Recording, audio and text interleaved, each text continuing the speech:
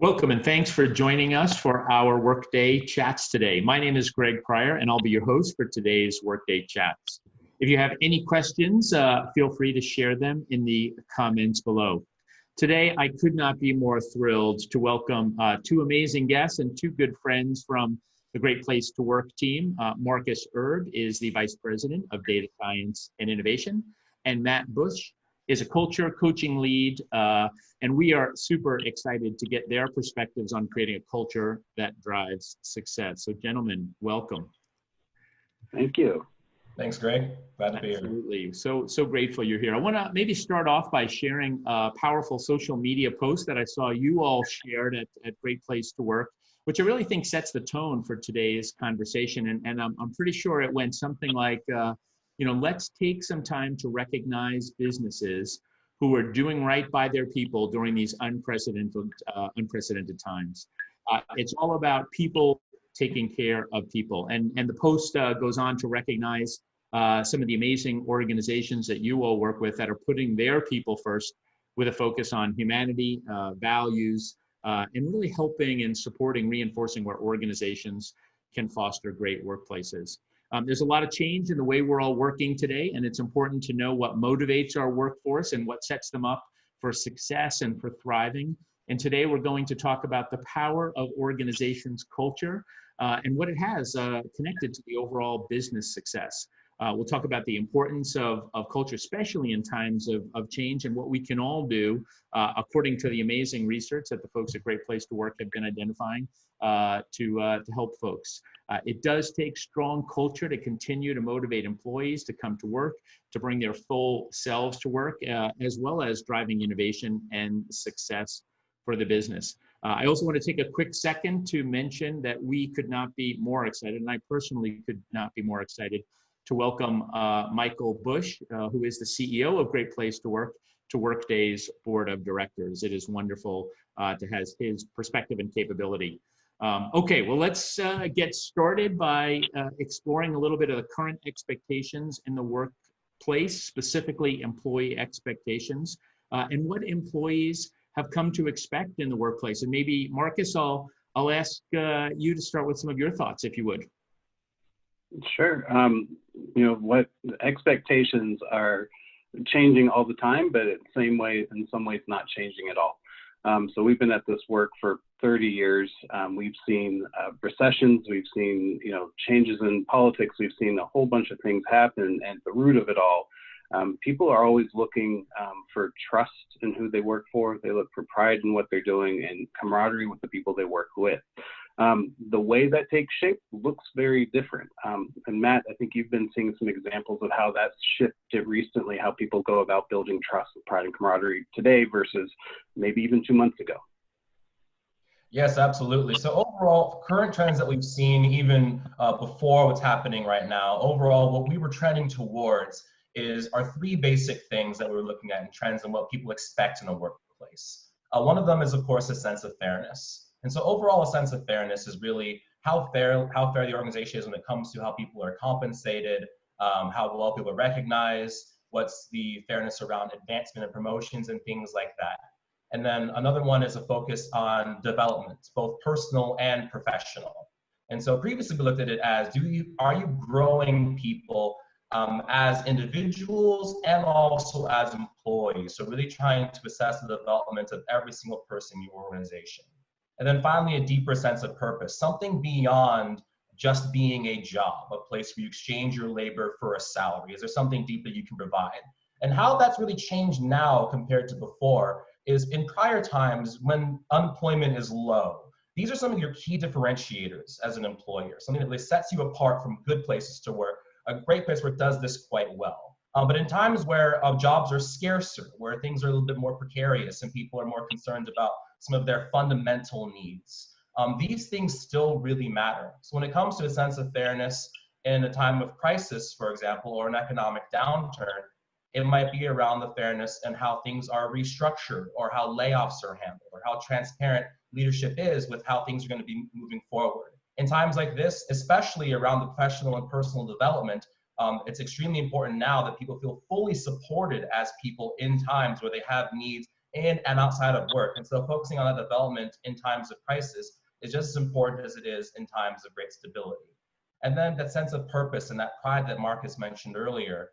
When you think about working in today's state, would you think about the pride that you would have working for an employer that's in the news for all the right reasons, how well they're treating their employees when it's really difficult to do so, how well they're able to support their families, as opposed to your employer being in the news for, you know, handling layoffs in a very inhumane way. Like that sort of pride that people have in times of great crisis, and really how people perceive your brand is just as important in times like these as it would be in a time of great stability too. Yeah, that's super helpful and important to know. Yeah. One of the things that I've always appreciated about the great work that you all have done for many, many years is really connecting the people and employee experience with the business experience. And you talk about being, great for people, great for business, and great for the world, or better for business, better for people, and better for the world. Can you talk a little bit about what you have each learned about how culture specifically impacts business? Sure. We've been learning more and more all the time. What we are excited about, one of the things we hear a lot about, is that sometimes culture is seen as squishy, but it's really not. It is something you can measure today and really understand. And the better we've gotten at measuring culture, the clearer it's become how it impacts businesses. The way we measure culture, the way we look at it, is through what we call our 4L model. It touches on many of those elements that Matt and I talked about before, about trust, pride, and camaraderie. We're really looking at those experiences of the employee and how consistent they are for employees, no matter what their job is or what their background is. And when those things are good, when they're really positive for many, many employees across those different groups, what we find is businesses really thrive. We find that they have greater performance. We've seen over time that companies with strong levels of trust, pride, and camaraderie actually have 3 times the stock returns as other companies or the S&P 500. We see that when employees are really engaged in this sense of for all, they have greater capacity to bring innovation to the company, and those companies actually have 5 times revenue growth. So you see stronger growth when these things are working well. And the most recent research we put out, and frankly the most relevant right now, is that when companies get this right with their employees, they're actually more resilient. We looked at our employee data from the Great Recession in 2008, 2007, and looked at what we could learn from employees' experiences about how companies performed during the recession. And we found companies that really created a consistently positive experience actually thrived during the recession. They didn't just survive. They didn't just, unfortunately not make it or suffer a lot of losses. They actually thrived, and they outpaced their competitors and were stronger and actually saw a better rebound than their competitors after the recession ended. Yeah. Wow. Incredibly relevant today. Yeah. So maybe we could turn a little bit to one of my favorite topics, which is the data science. You all are the data scientists behind so many of the world's best workplace lists. We've been partnering together for many years, actually, as it relates to what we at Workday call Feedback Friday, where we take a number of the questions that you all have methodically shown are absolutely critical to creating great cultures.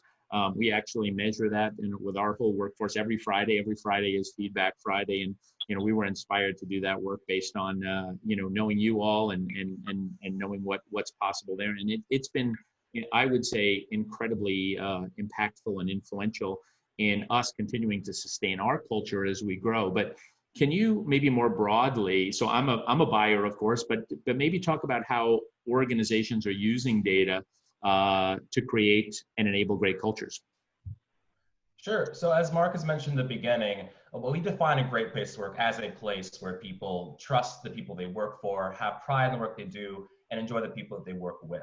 And great places to work are trying to create such an environment for their employees, regardless of who they are or what they do for the business. But the data, what that tells you is how successful your intents are. Best places are trying to do this, but that data reflects the actual experience you are creating for your employees.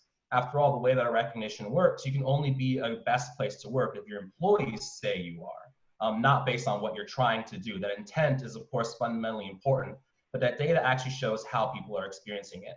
And this data, it helps our companies really have some idea of where to begin. That's why we have so many different statements that touch different focus areas. There are different elements of employee experience and of organizational culture. And so what a lot of companies are doing is they look at the data that they get from their employees and they identify different strengths and opportunities. That's why we have different focus areas that we focus on. You might be doing quite well in something like building camaraderie or having a clear and good corporate image, but maybe a little bit less good when it comes to creating a sense of fairness or having clear communication or spirit of innovation, whatever it might be.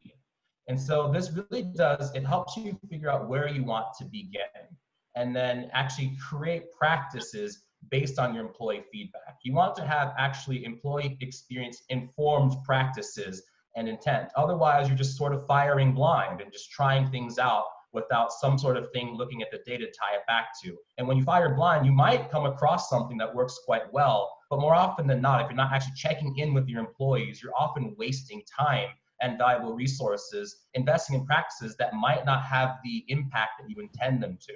And what a lot of great businesses are doing with their data is, of course, leveraging our existing statements and demographics, but they'll leverage it for custom surveys, whether it's custom, such as what you all do with your Feedback Fridays and just taking a small subset and doing something like that, or creating customized demographics that are specific to their departments or location and creating customized action plans depending on what experiences they're seeing in different areas of their business. Because if your intent is not having the impact that you want it to have, you really want to know, which is why people like to survey at regular intervals just to make sure if they have some idea of what their objective is, they want to take a look, 3 months, 6 months, 12 months down the line.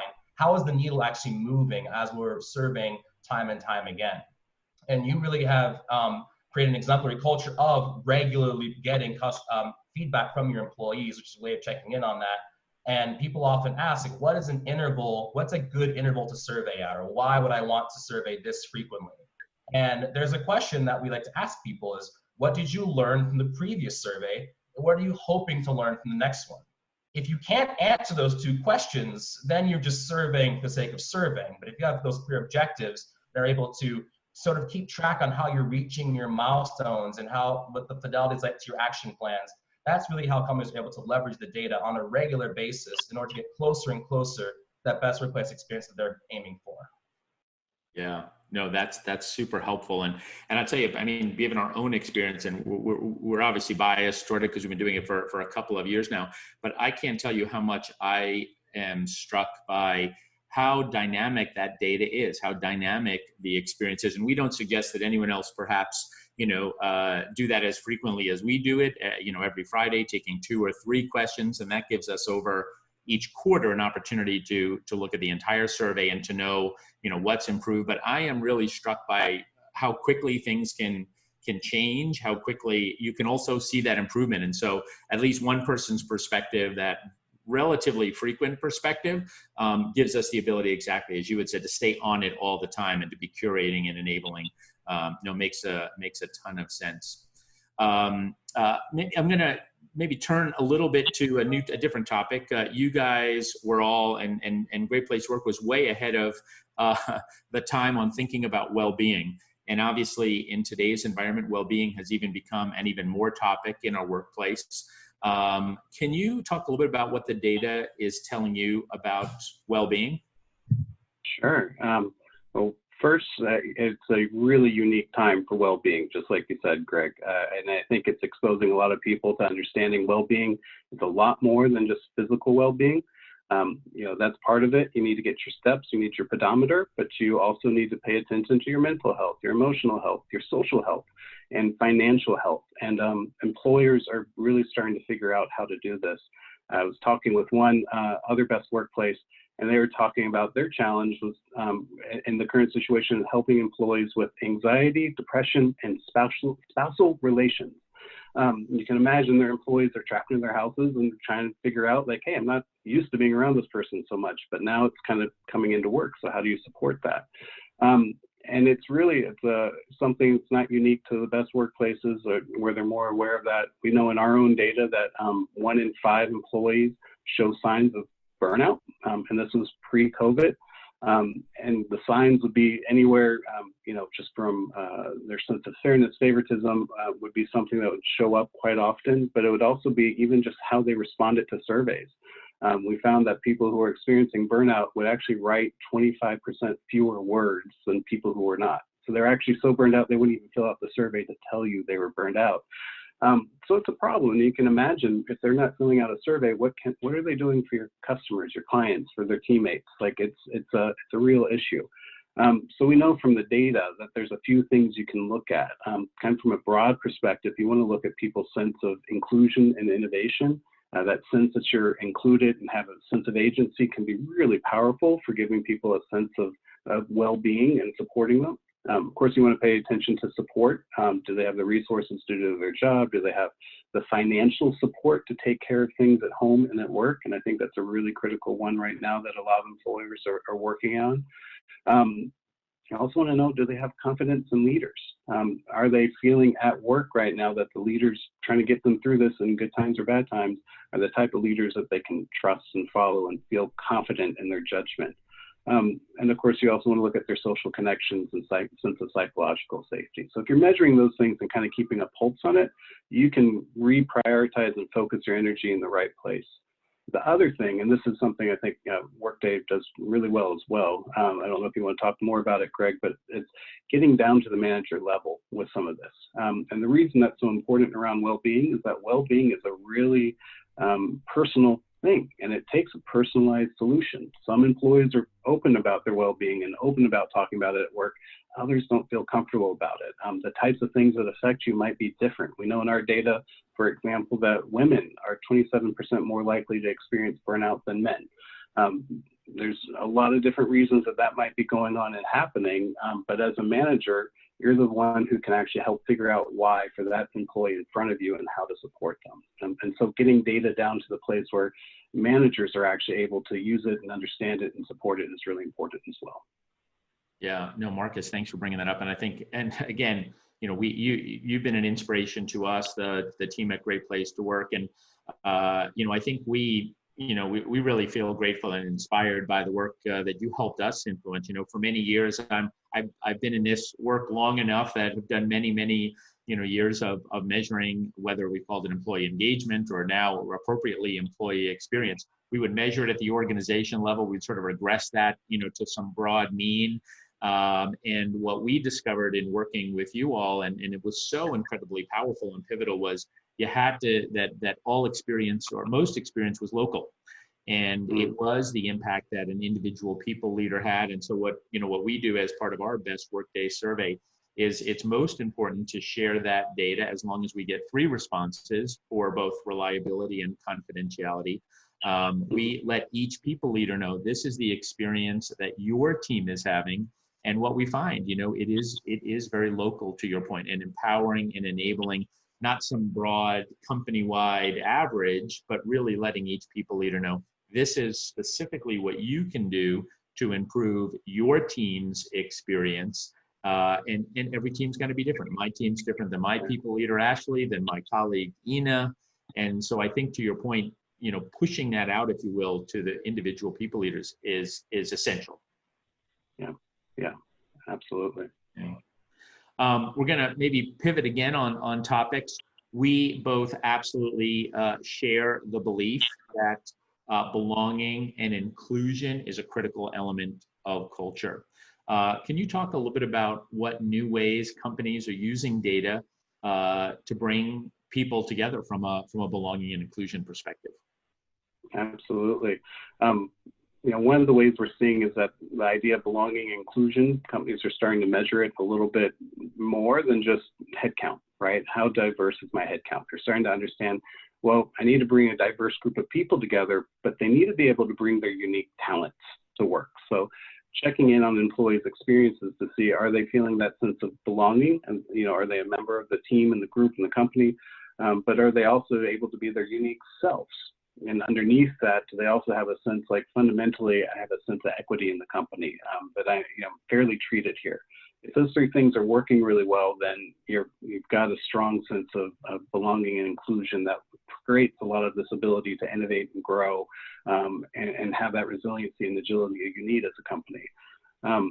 What we're seeing, that there's some unique ways of measuring it, as well as some quiet signals, if you would, that let you know whether or not people are experiencing that sense of belonging and uniqueness. One that we found recently was actually, in our survey, we asked people different demographic questions so we can understand trends across different groups. And one of the things we do is give people the option of saying, I prefer not to say. And so some of the questions could feel sensitive. We ask about LGBT status, we ask about disability status. So we give people an option to not say.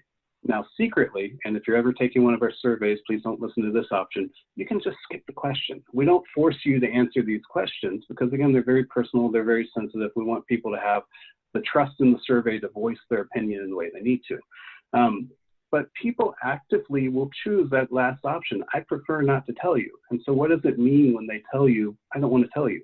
And what we found, that's actually a really powerful signal of whether or not they're feeling inclusion and belonging or not. Because by signaling, I don't want to tell you, they're actually telling you, what we found is that they're experiencing pretty much a toxic workplace. It's not quite harassment, it's not quite discrimination, but if you look at their comments, they talk about favoritism, being left out, old boys clubs. It's not a place you'd want to work. It's not quite harassment, but it might be harassment adjacent. And so in that sense of belonging and inclusion, when you see whether or not people are answering that question, it gives you a real sense of, like, overall as an organization, are we creating this? In fact, as the percentage of people who choose that option not to respond goes up, the levels of trust, pride, and camaraderie go down quite significantly. So that's one important signal that we've been finding recently. The other one is just, where does the gaps actually happen around belonging and inclusion? Is it, is it something specific you can focus on? Is it something kind of, you would be obvious or expected? And the answer is yes and. We found that there's pretty big gaps between executives and majority groups and everyone else around concepts of fairness. So some of that equity piece of belonging and inclusion can be the places where leaders are thinking, we're doing a great job, and everybody else is like, no, we're not. And so that's a good place to measure. The surprising one was that it's also about the sense of purpose people are experiencing at work. So it's not just fairness and equity, but that sense, like, am I doing work for something bigger than just the job? Like Matt was talking about earlier.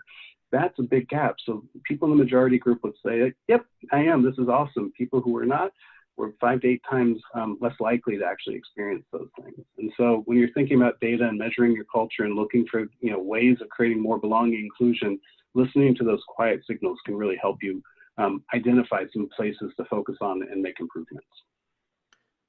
Yeah, Marcus, that is so helpful. We are again grateful and lucky enough to have worked together for a number of years, maybe much to your chagrin, Marcus. I appreciate you keep coming back even after all this time of me picking your brain. And we feel very lucky, and I feel very grateful to have Karen Taylor as our Chief Diversity Officer. Karen's not only a good friend, but a great workmate, and for me, an inspiring leader. And we've also embraced, and I think your idea of for all has really helped us unlock this idea that we have to, for all, regardless of your context. And I know that's what Karen believes. We at Workday have embraced this idea of vibe. Vibe is our strategy. And Karen consistently asks me the question, Greg, do you vibe? To your point, you look at the D for diversity, and do we have diverse representation? Are we encouraging people to bring their uniqueness? And then the vibe part is valuing inclusion, belonging, and equity. And I had to, maybe I'm over disclosing here, but when Karen introduced the idea of both inclusion and belonging, honestly, that was a little lost on me. I was sort of missing the plot on that. And what she really helped me explain and explained to me is this idea we can include other people. She uses the example of a high school dance. We can invite people to the high school dance, but do they feel like they're invited to dance? Do they feel like that they can express themselves? Do they feel that sense of belonging? And we are lucky enough to use 6 of your questions, Great Place to Work questions, in what we call a belonging index.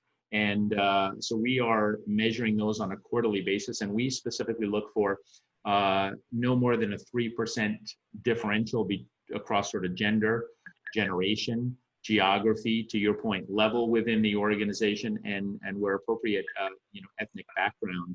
And that, having that metadata, being able to look and say, we want this for all experience. We don't want one particular group having a great experience. Hey, maybe I'm having a great experience in Pleasanton, California, but not Paris, France.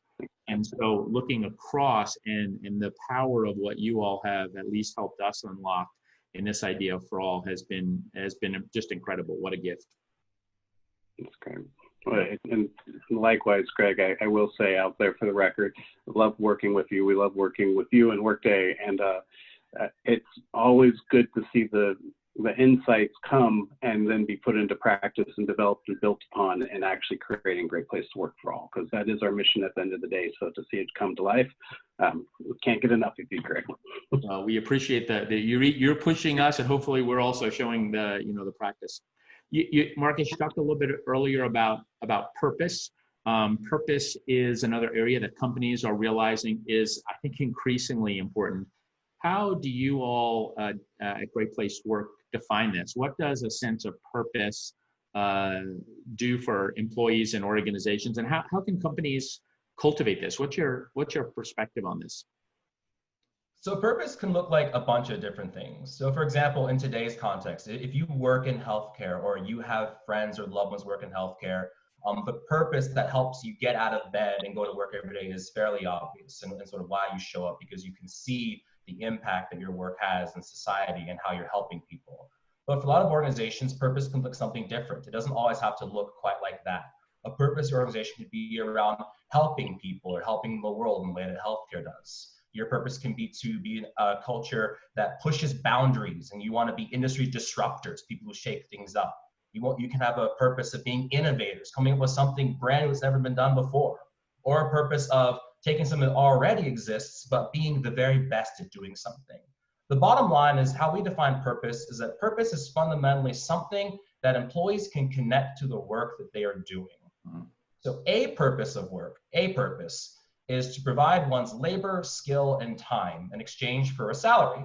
And that's a fundamental need. That is a purpose that certainly a lot of people need to be met. For some people, that's enough.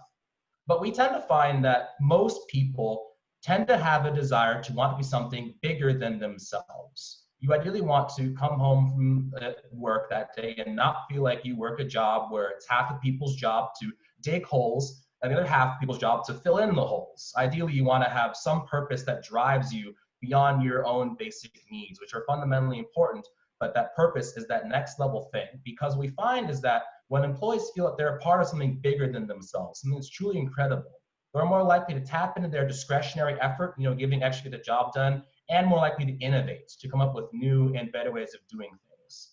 And so how best companies create this sense of purpose, whatever it might be, whether it's in helping people or being disruptors or being innovators, is best companies develop a real mission that employees can connect to, and then they communicate it clearly and regularly. Because there's two ingredients to this. It's purpose plus clarity, in the sense of you want to have a clear purpose and a mission, but also clarity around what it is, how you're going to get there, and how will we know when we have been successful for each individual employee. It's important to think about how each individual understands how they make a difference towards pursuing this purpose and this mission. And leaders are the ones who enable employees to understand this difference, because buy-in is important at every level in the organization. People at all levels need to understand how them showing up to work and putting in that effort makes a difference in the bottom line of pursuing the purpose of that organization. And so a lot of people really try to double down on these communication practices. Once you have this mission, do you have a lot of coherent and comprehensive communication practices, such as team huddles, one-on-one meetings, development conversations, or town halls, whatever it might be, to help everyone make sure they have a very clear understanding of how them showing up to work and what expectations there are for them in order for them to help the organization achieve this goal that they'll have. And also on the back end of this is having a culture of appreciation and positive feedback, showing people that you are recognizing their good work when they do have those mission moments in alignment with that purpose. And being able to sort of have that as a reinforcement of, hey, we actually have this purpose and we're living by that, because when you rise to the task and help our company meet this purpose or this goal, it is appreciated in some way, shape, or form. And so you have this cycle of a clear vision, clear communication, and then appreciation and recognition from people really lean into that. And these levels of appreciation, whatever the practices may be, they're enforced consistently and fairly, not something that's arbitrary. When some people do it, they get rewarded, others don't. They don't feel that sense of recognition, which ties back to fairness once again. And so the question around purpose really is, and whatever your purpose, your mission looks like, what can you offer your employees besides a paycheck? Can you tap into the altruism and the desire for something deeper than oneself that employees have coming in? Because that's really what drives innovation, just leaning into discretionary effort, and a true holistically great workplace experience for people where they feel that they are part of something special, not just a job. Yeah, no, Matt, I think these things, to your point, these were important. We knew they were important, 3 months ago, 6 months ago, a year ago, but it seems that, given today's context, it is 10 times more important. I think about, so many people, whether it be on the front lines, our healthcare workers, our great pharmaceutical companies. I have two good friends that sort of poke a little bit of fun at me. One is Rob Cross at Babson, the other is Amy Edmondson at Harvard. And they recently wrote an article in the MIT Sloan Management Review and talked about the fact that you would think in their research and experience that deeply committed companies would primarily come from certain industries. And what they in fact found, and it warms my heart. I don't know really at the end of the day how true it is, but that they actually go on in this article to talk about that one of the companies that they found has some of the most committed and deep sense of purpose is this software company headquartered out of Pleasanton, California. And, I think for me, what our senior leaders do, and hopefully all of our workmates do all the time, is connect the work that we do to enable folks like the Cleveland Clinic and the important and amazing work that my friend Linda McHugh, as the head of HR, is doing there on the front line, or all of our new frontline workers now, whether it's the FedExes of the world or the Targets of the world, the Whole Foods of the world, who are keeping our economies going and enabling us to eat and continue to get goods in addition to being healthcare workers. So I think, to your point, whatever that is, helping, especially now, us keep a sense of connection with that, couldn't be more important. All right, I'm going to take us home with maybe just one final question for each of you. And thank you, by the way. This has just been extraordinary. I always really appreciate and geek out and value the time that we all spend together getting the amazing insights that you all have with hundreds of millions of data points. But maybe I'm gonna challenge you to give me maybe what are one or two key takeaways that you can share with our audience as to what's the work they need to do to create, reinforce, continue to be a great place to work for all. You've got millions and millions, hundreds of millions of data points. You talk to the world's best companies. Can you boil it down to one or two key takeaways that our audience can think about? Sure, I can go first. I have two main takeaways, apart from everything we've already said. So one of them is to genuinely and regularly listen to your employees.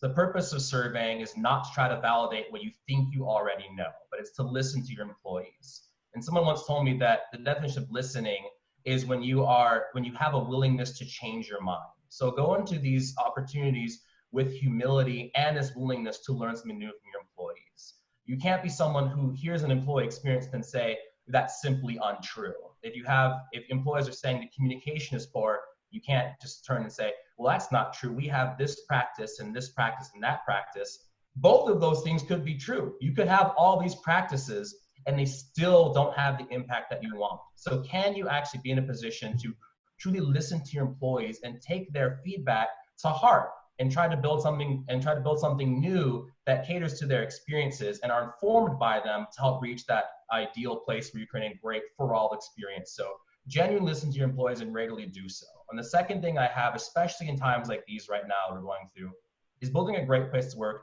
is not contingent on ideal circumstances. Obviously, that is preferable, but building a great place to work is something that should be a priority regardless of what else is going on, not just something you only do when all the rest of your ducks are in a row. Mm-hmm. So while of course you would like society to be stable, for there to be low unemployment, for things to be less volatile, but just because these things are happening that are a bit more uncertain or creating a lot more challenges does not mean that all the work around your people and your culture goes out the window. Building a great place to work is something that we do in under all circumstances, not just when things are perfect and pristine, but at any times, especially when times are tough. Given how much of an important factor work is in our lives, where we spend so much of our lives, and what it really means to people to have a place of support and an opportunity for them to provide for themselves and their families. Being a great place to work is just as important, if not even more so now than in times where things are a lot more stable. And so I would say that don't just throw your people and culture initiatives and priorities out the window when times get tough. It is not contingent on ideal circumstances. No, thank you, Matt. Marcus, I'll give you the last word. Oh, I have to follow Matt. That's always a tough thing to do. So I think those are the two things to focus on, and I will just add the why.